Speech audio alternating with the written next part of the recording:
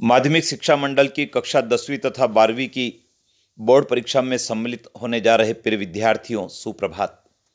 विद्यार्थियों, 5 फरवरी से कक्षा 10वीं की परीक्षाएं प्रारंभ हो रही है और इन परीक्षाओं को देने के लिए माध्यमिक शिक्षा मंडल ने नियमावली बनाई है।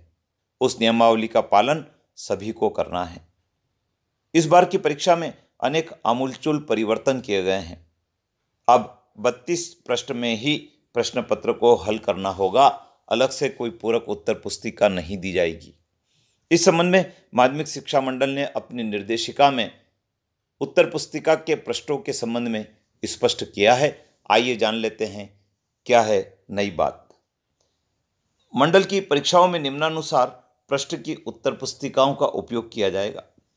अब हाई स्कूल की जो प्रायोगिक परीक्षा होगी उसमें 8 पृष्ठ की उत्तर पुस्तिका का उपयोग होगा और हायर सेकेंडरी की प्रायोगिक परीक्षा में 12 पृष्ठ की उत्तर पुस्तिका का उपयोग होगा।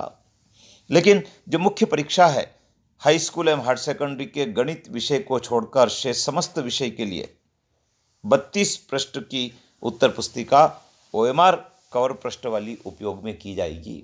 विद्यार्थियों, उत्तर पुस्तिका का जो कवर पृष्ठ है वो OMR के स्वरूप का है और वह 32 पृष्ठ की उत्तर पुस्तिका है, उसी में आपको प्रश्न पत्र हल करना होगा।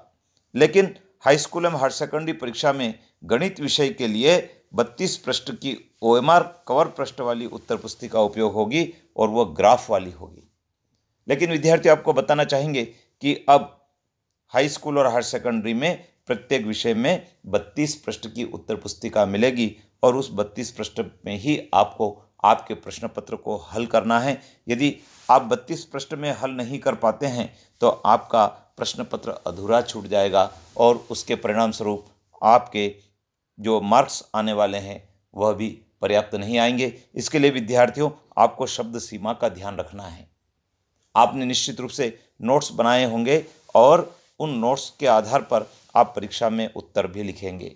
तो जो 2 नंबर, 3 नंबर, 4 नंबर वाले जो प्रश्न होते हैं उन सब की शब्द सीमा का उल्लेख प्रश्न पत्र में होता है। उस शब्द सीमा को ध्यान में रखकर आप यदि प्रश्न पत्र को हल करेंगे तो ये प्रश्न पर्याप्त होंगे और ये कम भी नहीं होंगे। तो विद्यार्थियों, ध्यान रखें, अपनी कुशलता का उपयोग करें और अपनी कुशलता का उपयोग करके जो 32 प्रश्न है उसमें आप प्रश्न पत्र को हल करें, जिससे कि आपका प्रश्न पत्र छूटे नहीं। और इसके लिए आपको घर पर प्रैक्टिस करने की आवश्यकता होती है। आपने वर्ष भर प्रैक्टिस की होगी, परीक्षा के दिनों में भी आप कर सकते हैं। तो विद्यार्थियों, अब आपको इस बात का ध्यान रखना है कि जो प्रश्न पत्र आपको दिया जाएगा उसमें जो प्रश्न पूछे गए हैं उसकी क्या शब्द सीमा है, उसके अनुसार आपको उत्तर पुस्तिका में प्रश्नों के उत्तर लिखने होंगे। तो विद्यार्थियों, अपने मित्रों को बताएं, उन्हें भी इस प्रकार से तैयार करें कि 32 पृष्ठ में ही अपने प्रश्न पत्र को हल कर दें। चैनल पर बने रहें, सब्सक्राइब करें, बेल आइकन को प्रेस करें।